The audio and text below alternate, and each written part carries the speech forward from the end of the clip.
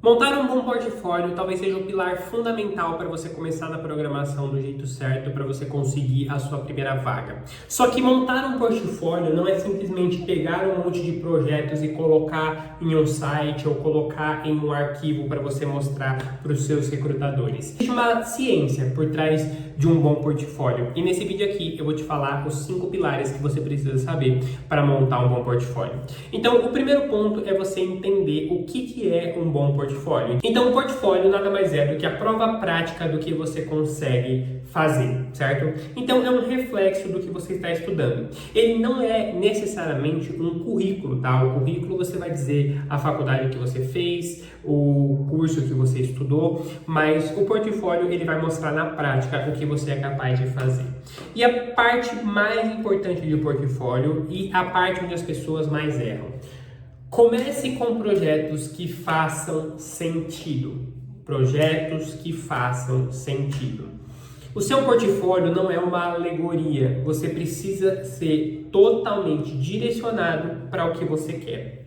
Então, se você é um estudante de Python e você quer entrar na área de ciência de dados e você vai desenvolver um portfólio com 10 projetos, pelo menos 8 tem que ser voltados à área de ciência de dados. Existem muitos programadores que saem jogando várias informações. Então o cara coloca 3 projetos de ciência de dados, mais 3 projetos de automações, 2 projetos de Django, 2 projetos de Flask e sai colocando o máximo de projetos para mostrar que ele estudou tudo. Isso é péssimo. Pensa se você estivesse aplicando para uma vaga de contador e você estivesse colocando no seu diploma que você fez faculdade de medicina. Não tem nada a ver uma coisa com a outra, cara. Contador é uma coisa, médico é outra. Então, o cara que ele vai para a vaga de ciência de dados, ele não é o mesmo cara que vai para a vaga de web. Então, você precisa ter um currículo totalmente direcionado com projetos que façam sentido.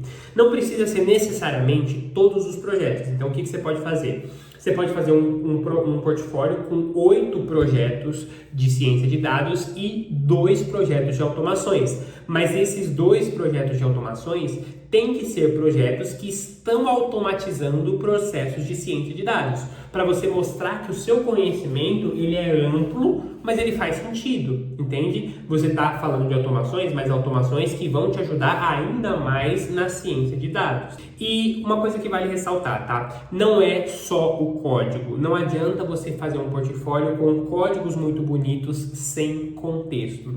Todo código ele tem que ter um storytelling por trás dele. Então, aquele código ele é uma resolução de problema. Todo código é uma resolução de problema. Então, você tem que ser capaz de explicar para o seu recrutador qual problema você está resolvendo, o que você pensou, como que você colocou esse pensamento em execução e qual foi o resultado que você teve. Entende? Então, qual é o problema, qual é a solução na prática e qual é o resultado, tá?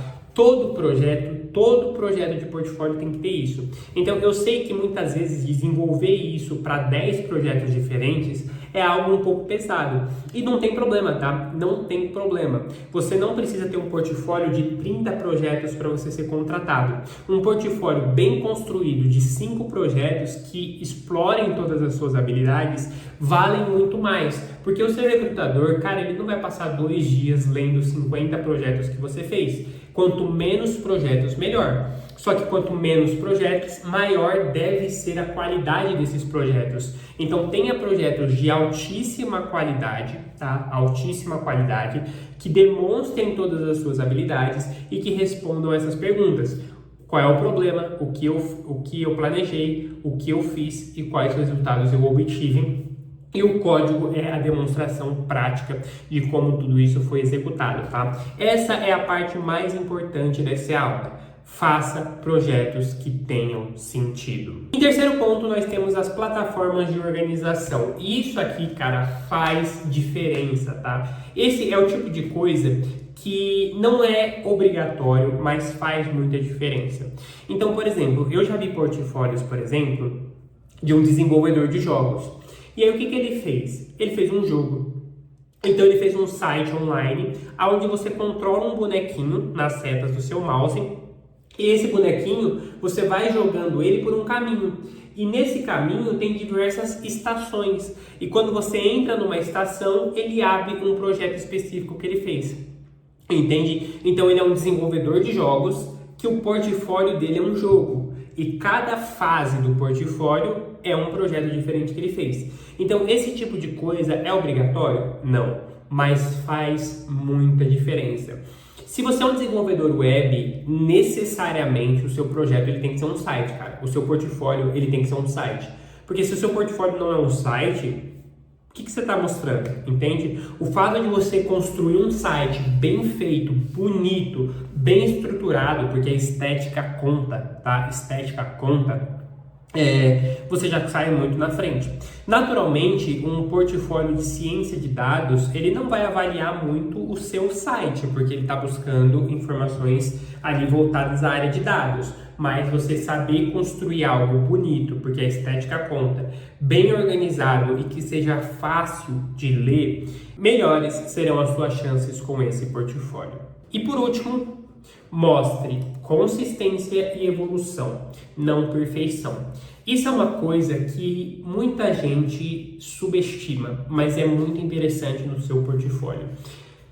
Você não precisa ter 5 projetos perfeitos no seu portfólio, mas você precisa mostrar consistência. Ou seja, se eu tenho 5 projetos de dados, é interessante eu ter um projeto simples, um projeto nível 2, nível 3, nível 4 e nível 5, digamos que em nível de complexidade, porque isso vai mostrar a sua evolução. Ou seja, bom, esse projeto aqui eu fiz há 6 meses atrás, esse aqui eu fiz há 4 meses atrás, esse aqui eu fiz há 2 meses atrás, esse aqui eu fiz há 1 mês atrás, esse aqui eu fiz 1 semana atrás. Então, quando você mostra isso para o seu recrutador, ou até mesmo num tempo maior, então esse aqui eu fiz há 1 ano atrás, há 6 meses, sei lá, 9 meses, 6 meses, 3 meses e 1 mês, isso é maravilhoso, porque o seu recrutador ele vai ver a sua evolução. Então é natural que esse projeto aqui seja muito mais básico e esse aqui seja muito mais avançado, mas ele vai ver a sua evolução. Então muitas vezes aqui o seu código não vai estar tão bom, ele vai estar um código mal otimizado, mal feito. Aqui ele vai ver o nível de otimização, ele vai ver a sua evolução e ele vai ver que você é um cara que continua se dedicando e continua evoluindo. Se você apresenta 5 projetos muito parecidos um com o outro, mudando apenas alguns poucos detalhes, ele vai ver que você apenas fez coisas copiadas e coladas só para ter volume. Então mostre consistência, mostre evolução, não tenha vergonha de mostrar projetos mais básicos, porque isso faz diferença. Mas vale ressaltar, isso pode ser um sabotador, tá?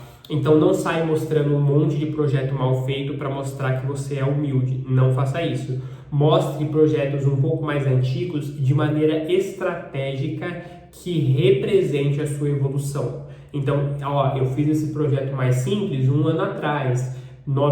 3 meses depois eu estava assim, 3 meses depois eu estava assim, 3 meses depois eu estava assim e agora eu estou assim.